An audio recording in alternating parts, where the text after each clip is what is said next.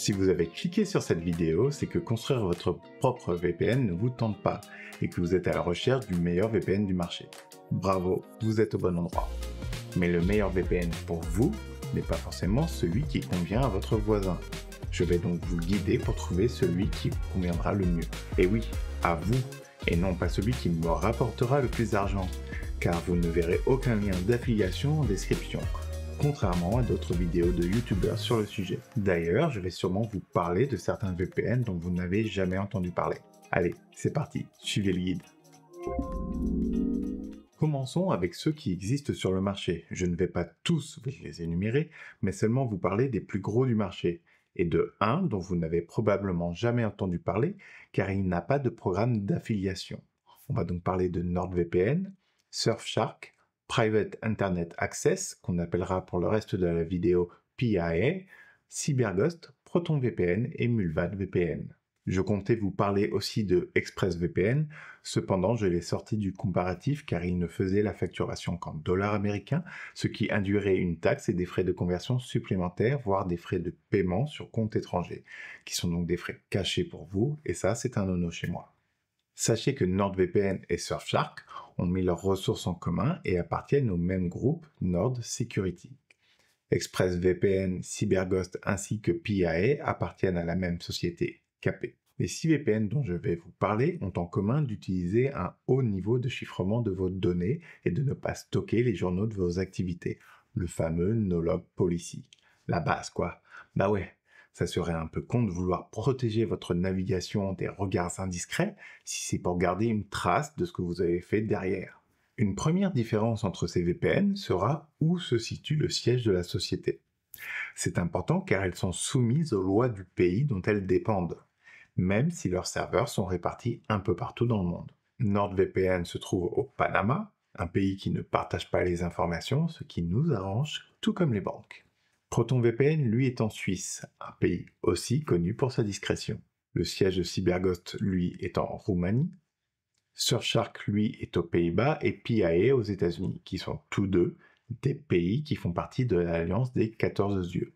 Les objectifs de cette alliance de surveillance intergouvernementale sont la lutte contre l'espionnage, la collaboration entre services de renseignement, la prévention des conflits militaires, tout ça c'est sympa, mais c'est aussi la surveillance des internautes et de leurs activités en ligne. Et ça, on aime moins. Mais qui sont ces 14 pays, me direz-vous? Les 5 originaux étaient les États-Unis, le Royaume-Uni, le Canada, l'Australie et la Nouvelle-Zélande. Ils ont ensuite été rejoints par la France, les Pays-Bas, la Norvège et le Danemark, puis ce fut le tour de la Belgique, l'Allemagne, l'Italie, l'Espagne et la Suède. En parlant de la Suède, c'est là que se trouve le siège de Mullvad. Même si la Suède est un pays qui appartient à l'Alliance des 14 yeux, c'est un pays qui a beaucoup de lois qui empêchent toute pression sur les entreprises pour les obliger à secrètement archiver les activités des utilisateurs. Ce qui a été mis à l'épreuve quand la police a débarqué en 2023 au bureau de Mullvad et est reparti les mains vides. Car Mullvad ne conserve vraiment pas les données sur ses utilisateurs. Maintenant qu'on a parlé de la situation géopolitique de chacun, nous allons pouvoir attaquer le vif du sujet. On commence par les plateformes supportées par les VPN. Tous sont présents sur les 5 systèmes d'exploitation majeurs que sont Windows, macOS, Linux, iOS ou Android, et même sur les Chromebooks. Tous peuvent être installés sur un routeur ou une box internet pour filtrer tout le trafic passant par celle-ci. Côté navigateur, seul Mullvad n'a pas d'extension pour Chrome, cela pouvant s'expliquer par le fait qu'ils ont créé un navigateur basé sur Firefox en partenariat avec Tor Project, le Mullvad Browser. Tous ont une extension pour Firefox. Edge est aussi couvert, sauf encore une fois par Mullvad, mais l'extension est aussi absente chez PIA. Ce qui en soi n'est pas très problématique vu le nombre de personnes qui utilisent Edge pour autre chose que télécharger un autre navigateur. Côté télévision, tous ont une application pour l'Android TV. PIA est le seul à ne pas en avoir pour le Fire TV d'Amazon, et pour les amoureux de l'Apple TV, seuls NordVPN, CyberGhost et PIA ont une application faite pour à ce jour. ProtonVPN serait en train de travailler sur une application, mais tant qu'elle n'est pas sortie, considérez qu'ils n'en ont pas. Maintenant, passons côté service. Prenez en compte que je vous parlerai toujours du forfait de base pour ce comparatif. Si le service appartient à un forfait supérieur ou à un coût additionnel, je le désignerai comme payant. Tous ces VPN ont un bloqueur de pub intégré et bloquent les sites web malicieux, sauf Surfshark, qui pour ce dernier en fait une option payante. Le blocage de tracker est aussi inclus pour tous sauf par NordVPN qui le met dans un tiers tarifaire supérieur.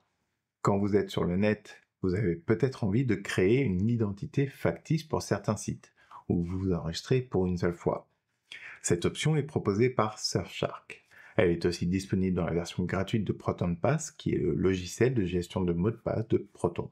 Autre service que proposent les VPN, la surveillance du Dark Web, pour voir si votre email n'a pas fuité. Elle est incluse chez CyberGhost, mais payante chez NordVPN, Surfshark, et vous le retrouverez aussi dans la version payante de ProtonPass. Parlons maintenant du multi-hop. C'est l'option de passer à travers plusieurs serveurs. Elle est incluse chez tous, sauf CyberGhost, qui ne la propose pas du tout. Tous permettent le split tunneling, qui est la possibilité d'indiquer au VPN quelles applications doivent passer par lui et quelles applications peuvent s'en passer. Vous pourrez par exemple exclure vos jeux vidéo du trafic passant par le VPN. D'ailleurs, si vous voulez optimiser les connexions pour certaines actions, comme le streaming ou le téléchargement de torrents, seuls PIA et Mulvad ne proposent pas sous une forme ou une autre un serveur optimisé. Certains VPN vont même jusqu'à vous permettre de créer des profils ou presets de connexion. C'est le cas de NordVPN et ProtonVPN. Côté sécurité de données, tous utilisent des serveurs dits RAM-only, dont les données sont purgées à chaque redémarrage du serveur. Seul ProtonVPN utilise encore des disques durs dans ses serveurs, mais celui-ci précise qu'ils sont chiffrés avec une clé qui est stockée en dehors du serveur et donc les données sont protégées. Proton trouve que les serveurs RAM-only sont de la poudre aux yeux, car ils nécessitent d'éteindre le serveur pour protéger l'information. Les VPN étant un cauchemar pour les services de streaming, il n'est pas rare que les IP provenant des serveurs de VPN soient bloqués. Pour contourner ce problème, certains VPN proposent de camoufler le trafic venant de leur serveur. Cette option est proposée par tous, sauf NordVPN et CyberGhost. Dans ma vidéo sur les VPN, dont je vous mets le lien en description si vous ne l'avez pas déjà vu, je vous parle du fait que utiliser un VPN avec Tor est l'une des options les plus poussées côté anonymat qui soit. NordVPN et ProtonVPN proposent donc des serveurs alliant les deux. Mulvad le propose d'une manière un peu détournée car si vous utilisez leur VPN en tandem avec leur navigateur, vous avez le même combo VPN plus Tor. Mais du coup, il en est de même pour chaque VPN utilisé en tandem avec ou Tor Browser ou Mulvad Browser. Petit avantage à Tor Browser qui encrypte les données. Si cette vidéo vous plaît, vous pouvez cliquer sur le pouce pour aider son référencement. Et n'hésitez pas à vous abonner pour ne pas manquer les prochaines vidéos. Certains sites internet comme les banques n'aiment pas les IP partagés. En effet, pour elles ressemblent trop à des connexions frauduleuses. L'IP partagé, vous en utiliserez forcément en utilisant un VPN, car vous partagez les IP des serveurs de celui-ci. Pour rappel, vous avez 3 types d'IP. L'IP partagé, c'est plusieurs personnes qui peuvent se connecter à un serveur et auront une IP qui est partagée avec d'autres utilisateurs. Cela a l'avantage de faire de vous un arbre au milieu de la forêt. Et il y a aussi l'IP statique. Il est possible alors d'obtenir à chaque fois la même IP en se connectant au même serveur si celui-ci est disponible, mais elle reste partagée. Et enfin, il y a l'IP dédié. Seul vous allez utiliser cette adresse IP. Vous aurez une partie du serveur et une IP qui vous est réservée, et qui bien sûr sera différente de celle de votre appareil. Une sorte d'identité secrète qui vous appartient au sein du VPN. C'est une option que vous retrouverez payante chez tous les VPN, car ça les oblige à bloquer des IP pour vous, et ça coûte de l'argent. ProtonVPN ne le propose que pour les entreprises, car ils estiment que vous rattacher une IP va à l'encontre du but d'anonymisation. Les entreprises ne cherchant pas à travers un VPN l'anonymat, mais la sécurité de connexion, cela a plus de sens de leur proposer le service. Mulvad n'étant pas destiné au marché des VPN pour entreprises et étant d'accord avec Proton sur le sujet, il n'en propose pas non plus. Pour rappel, une IP, c'est votre identité sur Internet. Parlons maintenant du kill switch. Un VPN protège votre IP, mais seulement si le serveur est en marche. Si pour une raison quelconque celui-ci venait à s'arrêter ou redémarrer, votre connexion ne serait plus anonyme. De fait, tous les VPN ont un système qui coupe le trafic Internet automatiquement, s'il détecte une coupure entre le logiciel client et le serveur du VPN. C'est un peu comme un bouton d'arrêt d'urgence numérique automatique. Le logiciel rétablira le trafic aussitôt la connexion au serveur rétablie. Certains VPN vont un cran plus loin dans la protection qu'elles offrent pour votre ordinateur et proposent en option payante un antivirus. C'est le cas de Surfshark, CyberGhost et PIA. Maintenant, parlons du moyen de connexion au service. Tous les VPN fonctionnent de la même manière, avec un compte rattaché à une adresse email avec plus ou moins d'informations qui y sont liées. Seul Mulvad a choisi de fonctionner uniquement à l'aide d'un numéro généré aléatoirement auquel sera rattaché un temps d'utilisation, selon le paiement que vous aurez effectué. Autre info importante, combien d'appareils peuvent être connectés en même temps? Chez NordVPN et Proton, ce sera 10 appareils. Surfshark et PIA n'ont eux pas de limite déclarée. CyberGhost limite à 7 et Mulvad à 5. Sachez que si vous connectez divers appareils à un routeur sur lequel est réglé le VPN, alors ils ne seront normalement comptés que comme une seule connexion. Côté serveur, tous permettent d'utiliser la dernière génération de protocole VPN, j'ai nommé WireGuard, qui est plus rapide que les vieux protocoles qui ont été bricolés au fur et à mesure que les besoins apparaissaient. Il faudra cependant bien vérifier sur certains VPN que c'est celui-ci que vous utilisez, car il n'est pas toujours configuré par défaut. Côté nombre de serveurs, c'est PIA qui est en tête avec un impressionnant 16 771 serveurs répartis dans 91 pays, suivi par CyberGhost avec 9 941 serveurs dans 100 pays. En troisième et quatrième position, dans un mouchoir de poche, nous avons ProtonVPN avec 6500 serveurs dans 110 pays et NordVPN avec 6334 serveurs dans 111 pays. Surfshark figure avant-dernier avec 3200 serveurs dans 100 pays et Mulvad se contente de 695 serveurs dans 46 pays. Un nombre qui peut paraître minuscule par rapport aux autres VPN, mais qui s'explique par une sélection très rigoureuse des serveurs partenaires que choisit Mulvad pour son activité de VPN. Côté transparence, tous ces VPN ont été audités par des entreprises spécialisées indépendantes. Mais seulement PIA, ProtonVPN et MulvadVPN ont le code de leur logiciel en open source.